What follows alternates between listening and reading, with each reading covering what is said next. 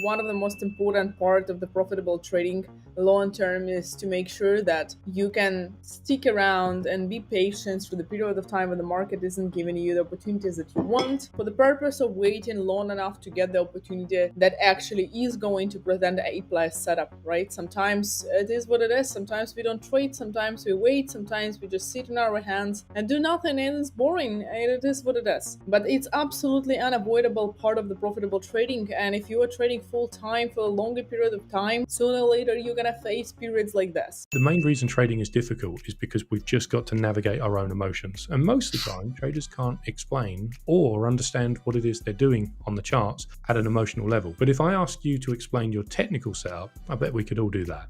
It's a piece of cake. We know exactly our reason for entering and exit. As Jonathan said, some traders get lucky and get funded, but the others, they get funded because they follow a process. The only thing that changes is the mental pressure we feel about seeing the P&L moving up and down. There's things that we can put in place that make that process easier, and then we're more likely to follow our process that got us funded, and in the same way, get payouts, scale, and stuff like that. So for me, something that I do when I have a evaluation account and I pass it and I get to the funded stage is I try and look back at what I had done during my evaluation phase and say, okay, I did this quite well, I did this quite well, this wasn't so great, but my goal was to pass. And these things that I did to try and pass, now I'm going to set myself a new goal and I'm going to try and emulate what I had done previously. Obviously, psychology is a daily task. It's not a one and done. So every day you need to work on your psychology.